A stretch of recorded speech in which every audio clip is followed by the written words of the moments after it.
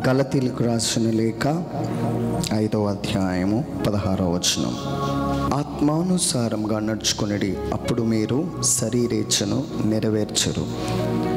శరీరము ఆత్మకును, ఆత్మ శరీరమునకు విరోధముగా అపేక్షించును.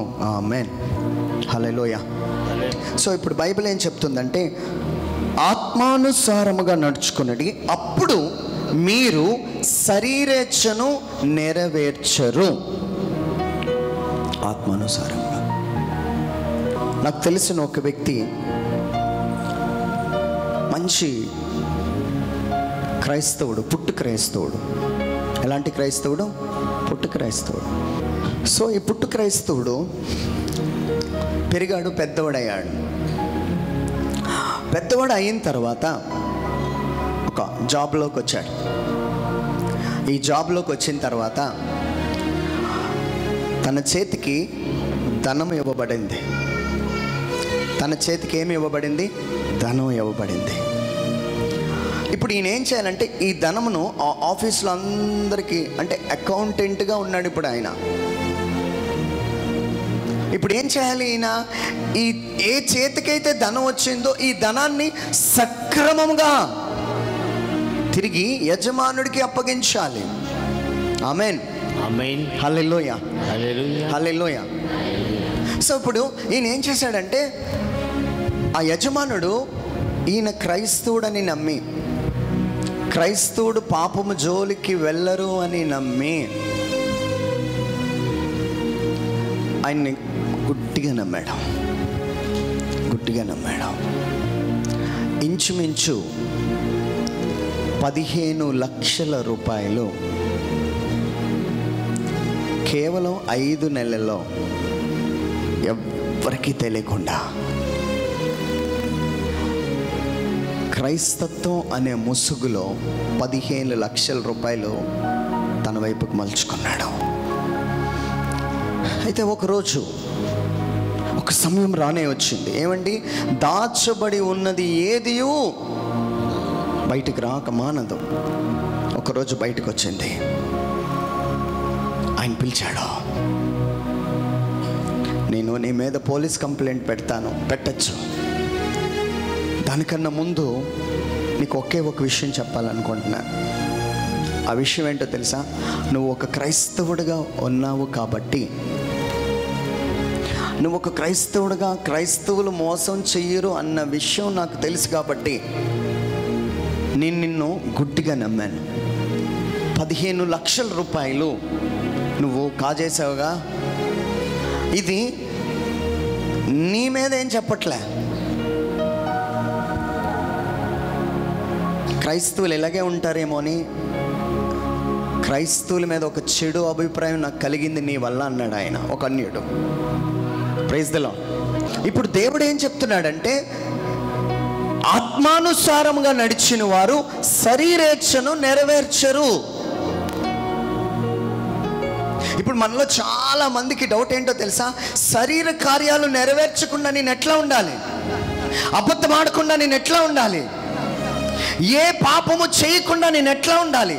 మనలో చాలా మంది నాకు ఫోన్ చేసి ఏం చెప్తుంటారో తెలుసా? బ్రదర్, నేను మంచిగా ఉండాలనుకున్నాను కానీ ఉండలేకపోతున్నాను. నేను ఆ టైం అంతా యూట్యూబ్ దగ్గర పెట్టకూడదు అనుకుంటున్నాను. రాత్రి అంతా నేను యూట్యూబ్ చూస్తూనే ఉంటున్నాను. ఆ వీడియోలు రాత్రంతా చూస్తున్నాను. నాకు రీసెంట్గానే ఫోన్ వచ్చిందండి. ఆయన చెప్తున్నాడు, నేను రాత్రంతా అసలు నాకు ఎలాగా అదే ప్రార్థన చేద్దామంటే ఒక పావుగంట టైం, నాకు పావుగంటలో నిద్ర వచ్చేస్తుంది. ఆ వీడియోలు పట్టుకున్నప్పటి నుంచి నేను రాత్రంతా అలాగే ఉండిపోయాను. జాగ్రత్తగా వినాలి. సంఘం ఇప్పుడు ఏది చెయ్యాలో అది చేయకుండా ఉన్నారు, ఏది చేయకూడదో అది చేస్తున్నారు. ఇప్పుడు మనం ఎలా ఉన్నామంటే,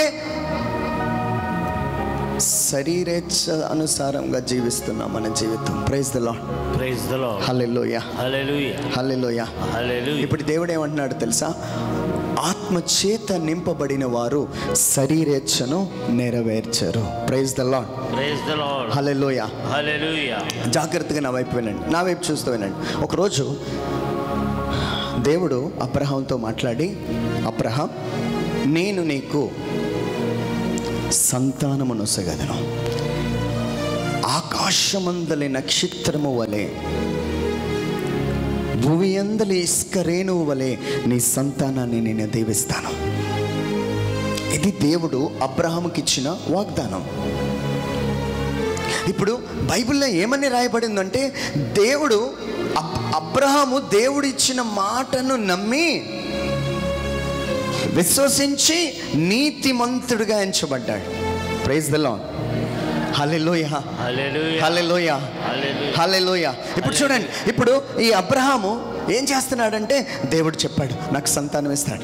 కానీ ఆ నెక్స్ట్ అధ్యాయంలో ఏమని రాయబడిందంటే, తన భార్య అబ్రహాం దగ్గరకు వచ్చింది. ఒకరోజు ఆయన చెట్టు దగ్గర కూర్చుంటే తన భార్య పక్కనే కూర్చొని అబ్రహాంని పిలిచింది. అబ్రహాము, దేవుడు నీకు సంతానం ఇస్తా అన్నారు కదా? అవును, ఇస్తానన్నారు కానీ నా ద్వారా ఇస్తానని చెప్పలేదుగా. నాకు స్త్రీ ధర్మము ఆగిపోయింది, ఇంక నాకు పిల్లలు పుట్టే అవకాశం లేదు. కాబట్టి నా దాసి ద్వారా దేవుడు నీకు సంతానం ఇస్తారని నాకు తోచుచున్నది. కాబట్టి నా దాసితో నీవు వెళ్ళు అని చెప్పి అబ్రహాముని పంపించింది. అబ్రహాం ఏమనుకున్నాడంటే, జాగ్రత్తగా వినాలి, అబ్రహాం నమ్మాల్సింది ఏంటంటే, దేవుడు ఇస్తాడు అంటే ఇస్తాడంతే. ఆయన దేవుడు వాగ్దానం చేశాడంటే వాగ్దానమును నెరవేర్చడానికి సమర్థుడైన దేవుడై ఉన్నాడు. ఏమండి, అది నీ కార్యాలు బట్టి కాదు, నీ పరిస్థితులు బట్టి కాదు, కానీ దేవుడి యొక్క బాహుబలము చేత నువ్వు చెయ్యగలిగినను చెయ్యలేకపోయినను నీ చేత చేయించగలిగిన దేవుడు శక్తిమంతుడు కనుక నీ ద్వారా కార్యాలు చేయడానికి సిద్ధమైనాడు. గట్టిగా చప్పట్లు కొడితే యేసయ్యను మహిమపరచండి. Praise the Lord. Praise the Lord. Hallelujah, hallelujah, hallelujah, hallelujah. ఈరోజు నేను ఒక విషయం చెప్తా. ఇప్పుడు అబ్రహాము ఏం చేశాడంటే, సారా చెప్పినట్లు తన దాసితో, తన బానిసతో వెళ్ళిపోయాడు. ఇప్పుడు దేవుడు అబ్రహాంతో ఏమంటున్నాడో తెలుసా? అబ్రహాం, నీకు దాసి వల్ల వచ్చిన సంతానము కాదు, వాగ్దానము ద్వారా వచ్చినదే నీకు సంతానముగా పరిగణించబడుతుంది. నువ్వు రాంగ్ డైరెక్షన్లోకి వెళ్ళావు అబ్రహాం. నీ భార్య మాట విని నువ్వు రాంగ్ డైరెక్షన్లోకి వెళ్ళావు. జాగ్రత్తగా చూడండి, అబ్రహాం ఏం చేశాడంటే, ఆత్మలో ఉన్న ఆయన శరీరానుసారంగా వచ్చిన మాటను లోపలికి తీసుకొని వచ్చి శరీరమైన ఆశలు నెరవేర్చడానికి ప్రయత్నించాడు. కనుక అబ్రహాము త్రోవ తప్పాడు.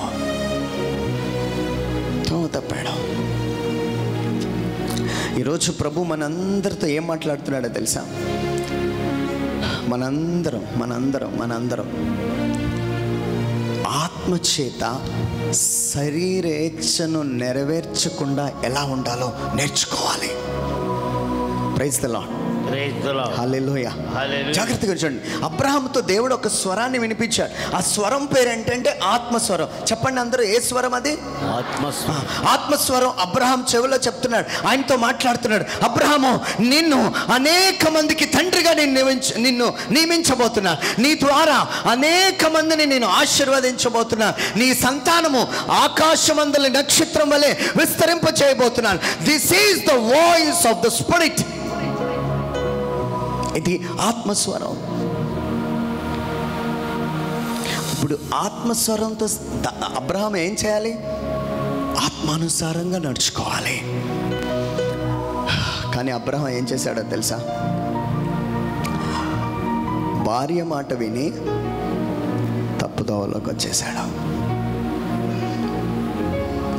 ఓహో, నాకు ఇలాగే సంతానం వస్తుంది అనుకొని తప్పుదోవలోకి వచ్చేసాడు.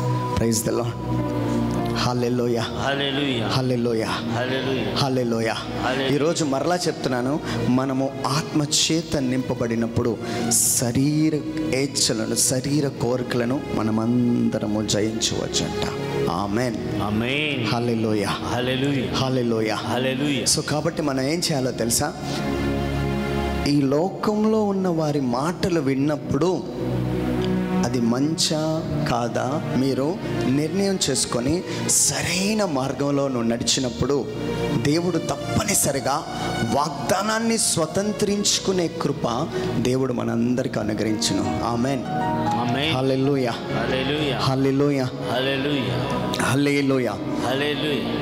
ఒకరోజు నేను ఎక్కడైతే పని చేస్తున్నానో అక్కడ నా స్టూడెంట్ ఒక అమ్మాయి రావట్లేదు కాలేజ్కి. అందరు నా వైపు చూడాలి, కాలేజ్కి రావట్లే. సో నేను పక్కనున్న వారిని, స్టూడెంట్స్ని అడిగాను, అమ్మ తను రావట్లేదు ఎందుకు కాలేజ్కి అని అడిగితే, సార్ తర్వాత చెప్తానన్నది. క్లాస్ అయిపోయిన తర్వాత నా దగ్గరికి వచ్చింది. ఆ స్టూడెంట్ వచ్చి ఒక విషయం చెప్పింది. ఏం చెప్పిందో జాగ్రత్తగా వినండి. ఆ అమ్మాయిని పోలీసులు అరెస్ట్ చేశారు సార్ అన్నారు. అనగానే ఒక్కసారి నాకు షాక్ అయిపోయాను నేను. అదేంటి పోలీసులు అరెస్ట్ చేయడం? ఎందుకంటే అమ్మాయి కూడా క్రిస్టియన్. అందుకే కొంచెం నేను అడిగాను, అమ్మాయి ఎందుకు రావట్లేదు ఈ మధ్యకాలంలో అని. నేను వాకప్ చేస్తున్నప్పుడు అమ్మాయి ప్రజెంట్ పోలీస్ స్టేషన్లో ఉన్నది సార్ అన్నారు. ఎందుకు పోలీస్ స్టేషన్లో ఉన్నది అని నేను అడిగాను. అడిగితే ఒక స్టోరీ చెప్పింది అమ్మాయి. ఆ స్టోరీ ఏంటి అంటే, సార్ వాళ్ళు, ఈ అమ్మాయి ఒక్కరితే కూతురు, వాళ్ళ మమ్మీ డాడీ ముగ్గురు కూడా ప్రతిరోజు చర్చికి వెళ్ళిపోయేవారు. ప్రతిరోజు ఆరాధనలో పాల్పంచుకునేవారు. అయితే ఒకరోజు తన ఇంటిలో ఎవరైతే పనిచేస్తున్నారో ఆమె సడన్గా ఆయనతో మాట్లాడి నేను ఇష్టపడుతున్నానని వాళ్ళ డాడీతో చెప్పింది. అంతే, కథంతా రివర్స్ అయిపోయింది సార్. వాళ్ళిద్దరూ కలిసి వెళ్ళిపోయారండి. ఆ పని మనిషి, నా స్టూడెంట్ వాళ్ళ డాడీ ఇద్దరు కలిసి ఎక్కడికో వెళ్ళిపోయారు. గవర్నమెంట్ జాబ్ వదిలిపెట్టి వెళ్ళిపోయారు. 14 సంవత్సరాలు అయింది. ఇంకొక సంవత్సరం కానీ రాకపోతే ఇంకో ఉద్యోగంలోంచి తీసేస్తారు. తన భార్య, మొదటి భార్య ఫోన్ చేసిందట. చేసి, అయ్యా సరే ఏమి అన్ను, ఉద్యోగం పోతుంది, అట్లీస్ట్ ఆ ఉద్యోగం వేరే వాళ్ళకైనా మనం వేయించవచ్చు, దయచేసి వెళ్ళి ఒక్కసారి ఆఫీస్లో కనబడు. ఆయన వచ్చాడు. వచ్చిన తర్వాత అందరూ ఒకే ఇంట్లో ఉంటున్నారు. ఒకే ఇంట్లో ఉండి జీవితాన్ని కొనసాగిస్తున్నారు. ఒకరోజు ఆ మొదటి భార్య తన కూతుర్ని పిలిచి 2000 రూపాయలు ఇచ్చి బట్టలు కొనుక్కోమని ఇచ్చింది. ఈ 2000 ఇవ్వడం తన తండ్రి చూశాడు. చూసి తన మొదటి భార్యతో ఒక మాట అన్నాడు. ఏమన్నాడో తెలుసా? ఈ డబ్బులు నువ్వు ఎలా సంపాదించావని అడిగాడంట. యాక్చువల్గా ఆమె ఎక్కడో పనిచేసి ఆ డబ్బులు ఇచ్చింది అని అడగగానే, నాకు నా మీద నీకు అనుమానం ఉన్నదా? ఎందుకు అలా మాట్లాడుతున్నా? నీలాగా దరిద్రమైన పనులు చేయలే అని చెప్తే ఏదో మాట వచ్చింది. ఈ కూతురు ఏం చేసిందంటే, వాళ్ళ అమ్మను కొడుతుండగా నాన్నకు అడ్డుపడడానికి ఇలా తోసింది. ఆయన అలాగ వెళ్ళి ఆ వెనకాతలు ఏదో ఒక యూనిట్ ఏదో ఉన్నది. ఆ యూనిట్కి ఇక్కడ గొంతు దగ్గర ఇక్కడ దిగబడిపోయి అక్కడికక్కడే మరణించాడు. స్పాట్ డెడ్ అయిపోయాడు. ఈమెను జైల్లో పెట్టేశారు. పని ఆవిడ పారిపోయింది. ఈ తల్లి ఆయన మరణించిన తర్వాత అవన్నీ చూసి నా కూతురు జీవితం అయిపోయి పెరాలసిస్ వచ్చింది. జీవితం అంతా అంధకారంలోకి వెళ్ళిపోయింది. జీవితం అంతా అంధకారం. మనం అనుకోవండి, శరీరం ఏం మాట చెప్తే అది మనం దాన్ని నమ్మితే, ఆ మాట వింటే ద ఫైనల్ డెస్టినేషన్, దాని చివరి గమ్యం మరణం. సార్ ఈరోజు ఆ ఇంటిని ఒక ముద్ర వేశారు. ఎవరు లోపలికి వెళ్ళడానికి లేదు. ఇప్పుడు అమ్మాయి జైల్లో ఉన్నది. అందుకే ఆమె రావటంలే. ఏమంటే ఒక క్రైస్తవ కుటుంబము ఎందుకని జీవితం అంతా డిస్టర్బ్ అయిపోవడానికి కారణం ఏంటో తెలుసా? వేరే వాళ్ళు చెప్పిన మాటలు నమ్ముతున్నాం, ఈ లోకం చెప్పే మాటలు నమ్ముతున్నాం. లేదు, దేవుడు ఏమంటున్నాడంటే listen the voice of spirit. ఆత్మ స్వరాన్ని మనం వినగలగాలి. అబ్రహాము ఎందుకనో ఆత్మ స్వరాన్ని వినలేక ఈరోజు ఇష్మాయేలు సంతానమేగా అధికంగా ఈ భూలోకంలో ఉన్నది. ఆత్మస్వరాన్ని వినకుండా లోకం చెప్పే స్వరం విన్నప్పుడు ఆయన లైఫ్ 2 parts అయిపోయిందండి. 2 parts అయిపోయింది. ఈరోజు దేవుడు మనందరితో, ఇక్కడున్న మనందరితో మాట్లాడుతున్నాడండి. ఏ స్నేహితుల మాటలు నువ్వు వింటున్నావు? ఇక్కడ చర్చిలో ఒకటి చెప్తుంటే వాళ్ళు ఇంకొకటి నీకు బోధిస్తున్నారు. ఈ లోకస్వరం, ఆత్మస్వరం. అందుకే ఆయన ఏమన్నాడు? రెండిటికి విరోధం అంటున్నాడు ఆయన. Both are separate, both are separate.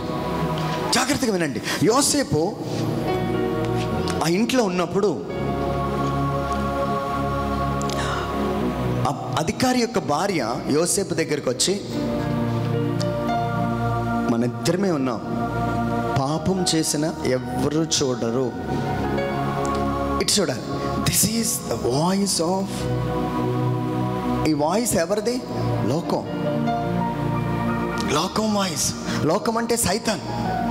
ఇక్కడ చూడండి, అక్కడ ఎలాగ చెప్తున్నాడంటే ఇక్కడ ఎవ్వరూ లేరు, మన ఇద్దరమే ఉన్నాం, తప్పు చేసిన ఎవరికీ తెలియదు, నువ్వన్నే నాకు చాలా ఇష్టం, నువ్వంటే నాకు ప్రేమ. ఈ స్వరాన్ని యోసేపు ఎలాగ డిఫీట్ చేసి, దాన్ని ఎలాగ ఎదిరించాడంటే with the spirit of God. ఆత్మచేత. ఆత్మచేత ఎలాగ బ్రదర్ అంటే జాగ్రత్తగా వినాలి. ఇప్పుడు యోసేపు ఏం కలిగి ఉన్నాడంటే లోపట ఒక మాట చెప్తున్నాడు, నేను దేవుని ఆజ్ఞను మీరను. ఈ స్వరం ఎక్కడి నుంచి వచ్చిందంటే దట్స్ లోపటి నుంచి ఆ స్వరము యోసేపు దగ్గరికి వచ్చింది. That is the inner voice of the spirit. Inner voice of spirit.